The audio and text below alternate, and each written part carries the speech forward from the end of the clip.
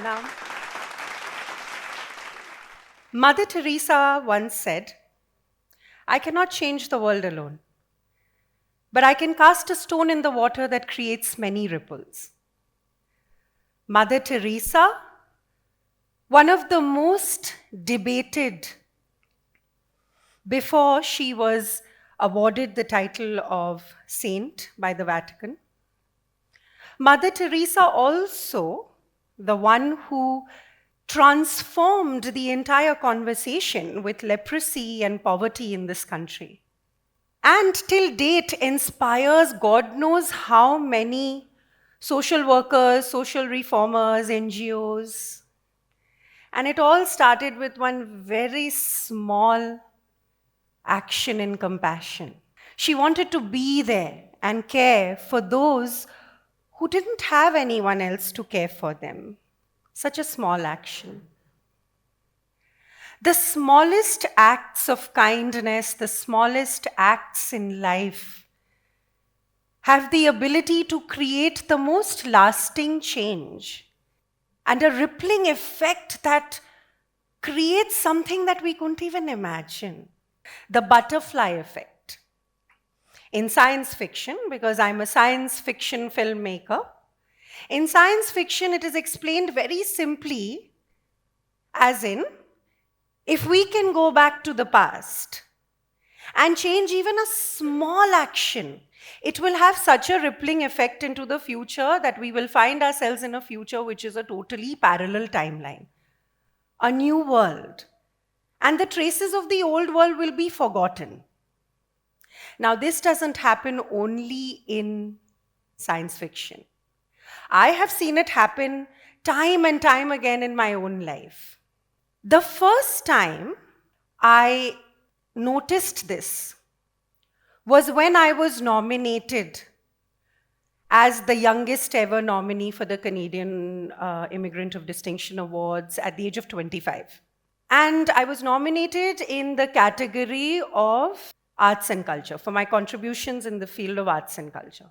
Now, what did I do? I'm a dancer, I used to dance, I'm a choreographer, I used to choreograph shows, and my shows would run around the city, stage shows and dance shows. And I just decided that there were certain causes, certain social issues that I was very passionate about at that age.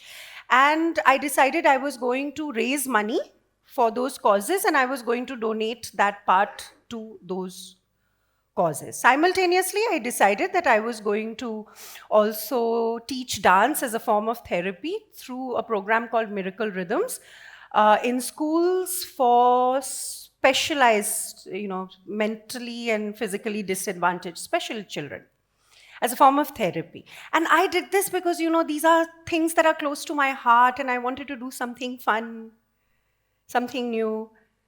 But that encouragement of being nominated for a Canadian Immigrant of Distinction Award without realizing it was so encouraging. It was so inspiring to me that I brought this process into all my creative work that I do, including filmmaking, except for JL50, of course.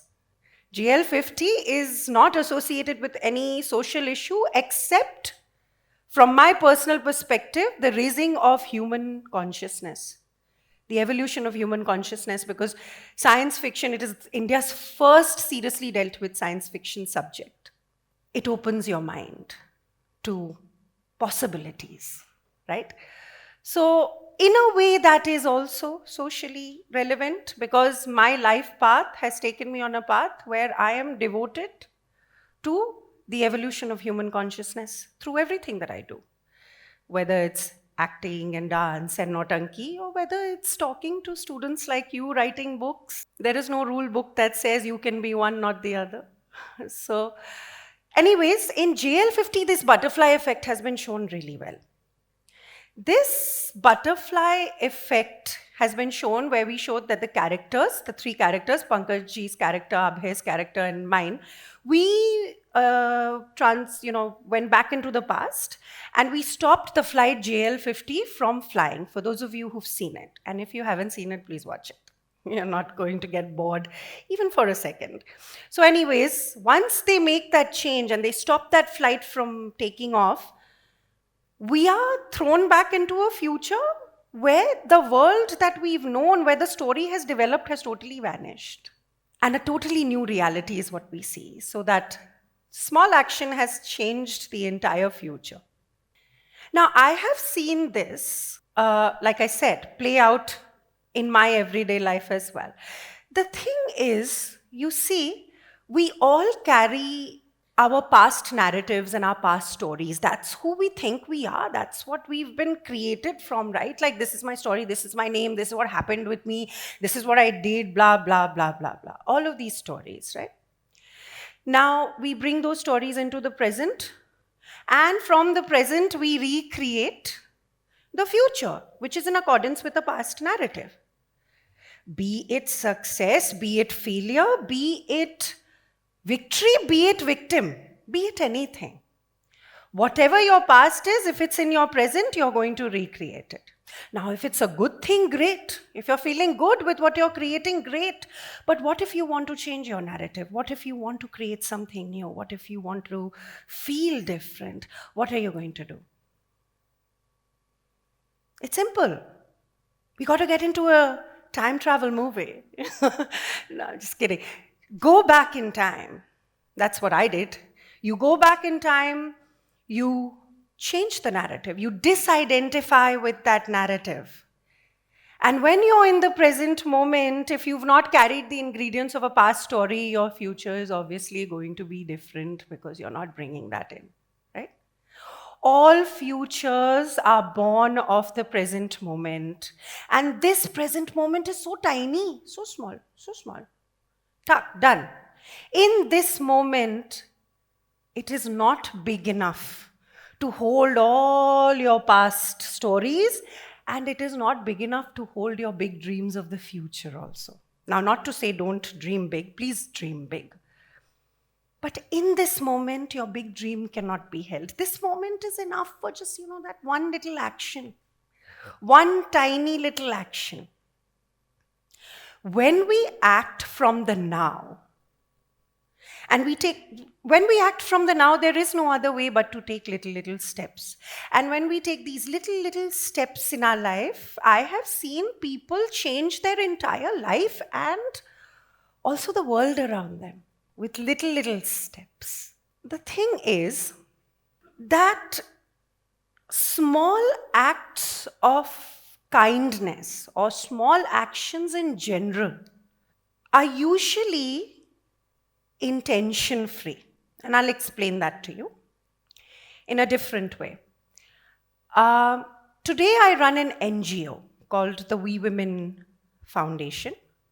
This NGO's focus is to raise the feminine energy, which is the energy of love, which is highly suppressed in the world today. The feminine energy rising in all, regardless of gender.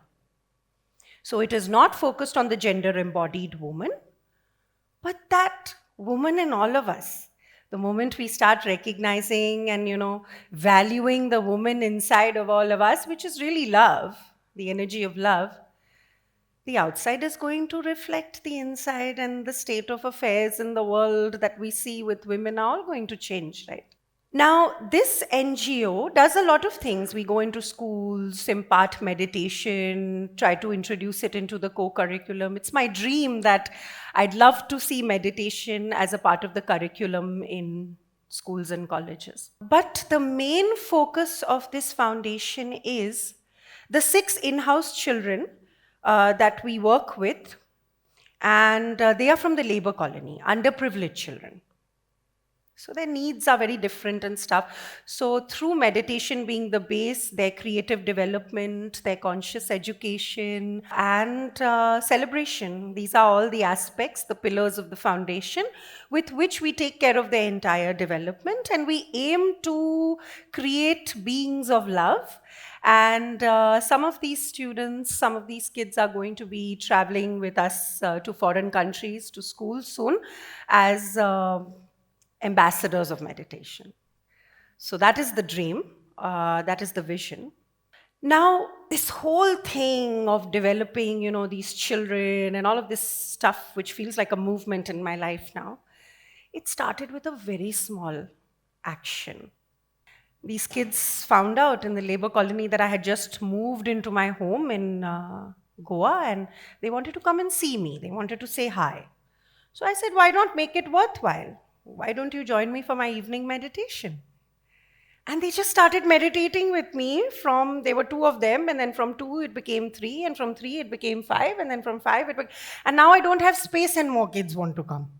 And because, like, I have to be like a mama to them, right? And as a mom, like, six kids? I didn't even have one, right? So, but yes, it started with a very small action. In this small moment, like I said, and I repeat, it is not big enough to take these big steps. We can only take a small step. It's as simple as casting a stone in the water, like Mother Teresa said. But casting that stone in the water creates so much analyzation and thinking and overthinking and overanalyze. Sometimes we go into analysis paralysis. Should we take that step? Should we do this? Should we not do this? All the moments of the now, we are just thinking and overthinking it. We're not taking the action. Do you know why that happens? Anyone? Do you know why that happens? I have found that our focus, usually, when action creates, we want to take an action and there's fear or inhibition in us, it comes from the fact that we are not focused on casting the stone, we are focused on the ripples that it's going to create. You cannot know that. How will you know the ripples? And do you want to? I have found a lot of mystery, a lot of beauty in casting the stone and witnessing the ripples. There's a difference. So, we think it and we overthink it because we want to know what the ripples are going to look like, but we cannot know that. It's a futile waste of time. And in every moment that we do not act, or we do not, make a small act, we are not living. Because life is not in the past. It is not in the future. It is not in your big dreams. It is not in your narratives. Life is in this now. In this moment. To act is to live. And that is why Shakespeare says, all of the world is but a stage, but a play, and we are all merely actors. We are. We're all actors. Not just me. We're all actors. So life cannot be without act. How beautiful do you want to make your act? Because the act becomes beautiful in the small things, not in the big dreams. That is a byproduct. At least for me, that's how I live my life.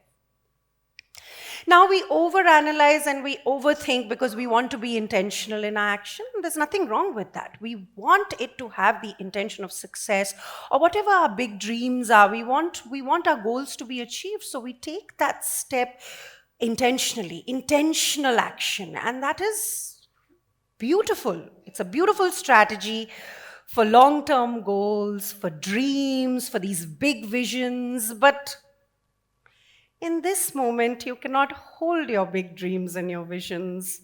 Either you can hold the dream or the vision, or you can take action. You cannot do both. It's your choice. The smallest acts of kindness, the smallest acts of life, they have no intention behind it. There is no concern about the outcome. That is the power of living in the now. Intention free, outcome free. So, having said that, when action is taken from a present space, intention free, without a fear or concern about the outcome, that is the energy. Not the action per se, because it is the intention that manifests, not the action per se. It's said in the Bhagavad Gita and everywhere else. All wise men will tell you, keep your intention in the right place, no matter what your action is. It's the intention that manifests, not the action. And so the actions that are intention free is the energy of creation. All of creation, look at it. Step out inside yourself. All of creation is intention free. What is the reason for creation? There's no reason. Is there a reason for creation? No, there's no outcome in mind. Yet there is so much action, so much action. It's always an action. Everything is happening, it's happening now. So I say, let's bring our focus back to the now. And let's introduce these little acts of kindness without any intentions, without wanting anything in return, and cast that stone fear-free to witness the ripples it creates. Because once this process is brought into your life, you will find it very easy to introduce this same process into, manifesting your big goals and dreams also. And when those goals and dreams manifest from a place of small steps, intention-free, without any fear of the outcome or concern of the outcome, that is going to create your dream into something that you couldn't imagine just with your mind. It's going to come from the beyond. So having said that, the winning at life, although I don't believe that life is a battlefield, it is an experience. Still, in your language, to win at life is to understand that the power is in the small acts of life. So thank you very much for giving me this opportunity to cast a stone in the water of your consciousness. And hopefully my good deed of the day today was to keep this nice smile on my face so it touches you. It's genuine. Smiles only touch people when it's genuine. And that's what creates the chain reaction. I hope you felt it. And if you did, hopefully that'll create the ripples and I'll get to witness it as well. Hope I've been able to share something of meaning with all of you. Pranam again. Thank you very much. Lots of blessings.